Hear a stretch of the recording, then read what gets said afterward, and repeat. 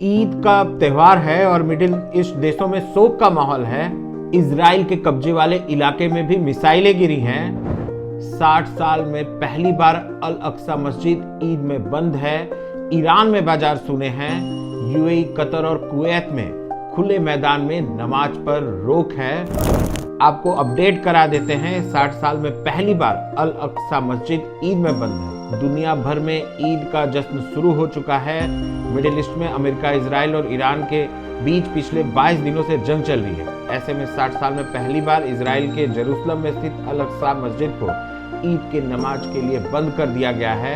1967 के अरब इजराइल युद्ध के बाद पहली बार हुआ है जब अल अक्सा मस्जिद को पूरी तरह बंद किया गया है। यह मुसलमानों के लिए मक्का और मदीना के बाद तीसरा सबसे पवित्र स्थल है। ईरान में शुक्रवार को ईद मनाया गया। इस मौके पर बाजार वीरान नजर आए। वहीं कतर, यूएई और कुवैत जैसे खाड़ी देशों में आज ईद मनाया जा रहा है। जंग की वजह से इन देशों में खुली मैदानों में नमाज पढ़ने पर रोक लगी हुई है। अल अक्सा मस्जिद के पास बैलिस्टिक मिसाइल अटैक हुआ है। वहीं ईरान में रिहायशी इमारत पर हमला हुआ है।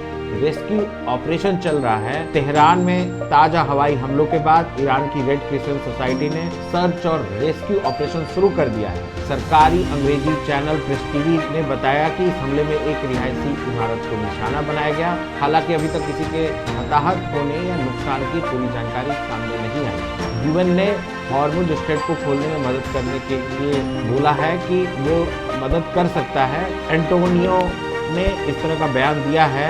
एक इंटरव्यू में उन्होंने कहा कि यूएन पहले भी इस तरह की पहल कर चुका है।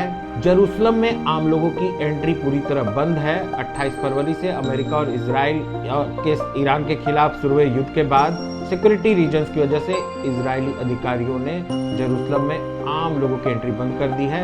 सिर्फ वहां रहने वाले लोग या दुकानदार ही अंदर जा सकते हैं। 6 मार्च से वेस्टर्न वॉल, अल अक्सा मस्जिद और चर्च ऑफ द होली जैसे सभी धार्मिक स्थल बंद हैं। पूरे देश में भीड़ पर भी पाबंदी है। मस्जिद के अंदर 100 और बाहर 85 लोगों के इकट्ठा होने की अनुमति है।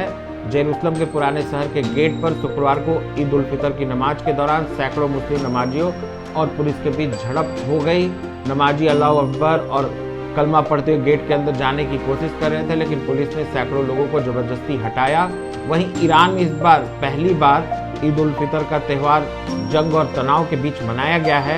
रमजान खत्म होने के बाद देश भर के लोगों ने मस्जिदों और धार्मिक स्थलों पर नमाज अदा की।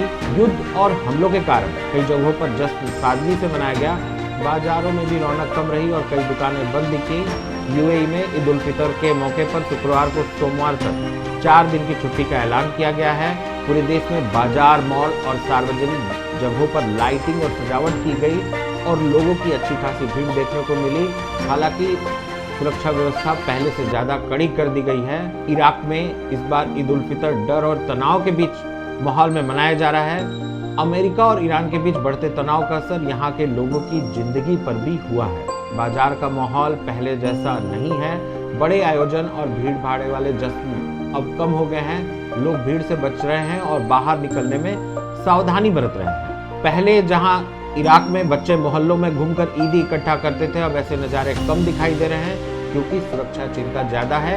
लेबनान में ईद के मौके पर अलग अलग माहौल है। उत्तरी लेबनान में जहां एक तरफ लोग ईद उल फितर की तैयारी कर रहे हैं, वहीं दक्षिणी लेबनान में हजारों शरणार्थी अपने घरों से दूर रहकर ईद मना रहे हैं। इजराइल ने ईरान पर हमले करने के बाद लेबनान के दक्षिणी शहरों में भी हमले तेज कर दिए हैं।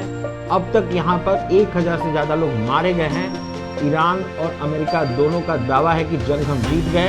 अमेरिकी राष्ट्रपति ट्रंप ने शुक्रवार को कहा, मुझे लगता है हम जीत चुके हैं। हमने उनकी नेवी, एयरफोर्स, एयर डिफेंस सारे खत्म कर दिए हैं। ट्रंप ने साफ कर दिया है कि अमेरिका ईरान के साथ किसी भी हालात में सीज फायर नहीं करेगा। उनका यह भी दावा है कि अमेरिका ने ईरान की सैन्य ताकत को काफी हद तक खत्म कर दिया। दूसरी ओर ईरानी सुप्रीम लीडर मुस्तफा खामेनी ने कहा कि अमेरिका और इजराइल के साथ जारी जंग में दुश्मन की हार हुई है। उन्होंने एक लिखित संदेश जारी करके कहा कि ईरानी जनता की एकता की वजह से दुश्मन अपने मकसद में कामयाब नहीं हो पाए। उनके खेमे में भी दरार पड़ गई है। इसी तरह की अपडेट्स के लिए बने रहें हमारे साथ। हमारे चैनल को लाइक करें, सब्सक्राइब करें और शेयर करना ना भूलें।